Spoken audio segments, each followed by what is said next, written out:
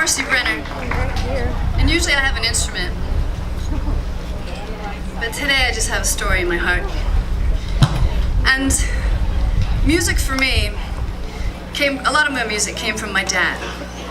He taught me about Ella Fitzgerald and how to scat sing. You know, she'd pick all the consonants around her that she could see, and that's how she did that. And such perfect pitch. And then Count Basie with the doom, doom, doom, all that. And Nat King Cole with his honey voice. Billie Holiday with her excruciating honesty. Loretta Lynn with her buck teeth that looked just like my mama's, and my dad loved Loretta Lynn. Stevie Wonder, little Stevie Wonder, Motown. My dad turned me on to all these people. But the thing about it is, my dad wasn't the first spark of music. It happened earlier than that. And it happened with our family's player piano. And she was black and craggly finish, old piano. The brass hinges would squeak when you opened up the top. The keys were sort of like broken teeth. But I loved that player piano because I learned when I was 3 years old, I could reach under the keyboard. There were these little finger holes I could get into. And I could get my feet on those pedals, because the pedals would come down, and you'd open the top where the air thing was, and I had this whole rack of piano rolls. And I'd climb up on that piano stool and up onto the piano, and I'd put the roll in, and then I'd get down and I'd hold my fingers under that keyboard and get my feet balanced on the pedals, and I could pedal the player piano and get the song to play for me. Now, I was kind of an only child because my sisters are 12 years and 8 years older, so I spent a lot of time alone. So that player piano was a really great friend, and it taught me so much about music. I watched the white keys go, I watched the black keys go, I watched the paper go through, and I could see the holes that made the song. Itsy bitsy teeny weeny yellow polka dot tee that I bought for the first time today. I learned to read because I wanted to know what those words were. Autumn leaves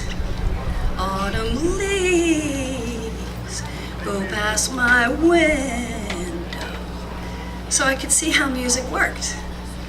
And I spent hours and hours learning these songs.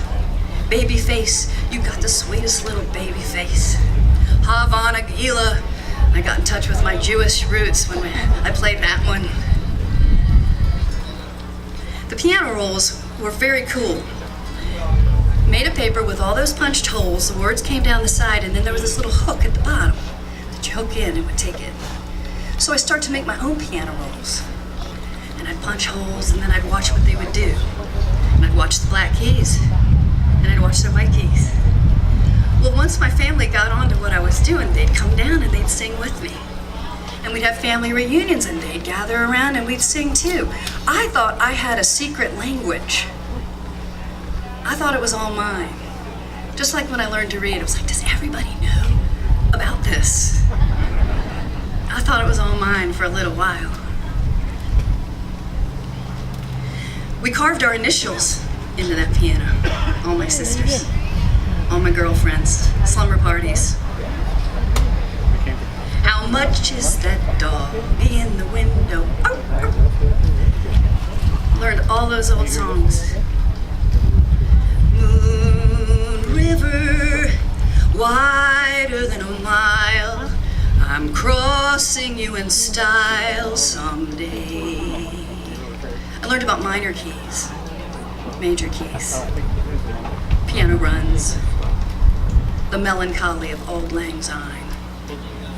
We'd sing Christmas carols together too, Frosty the Snowman and all that.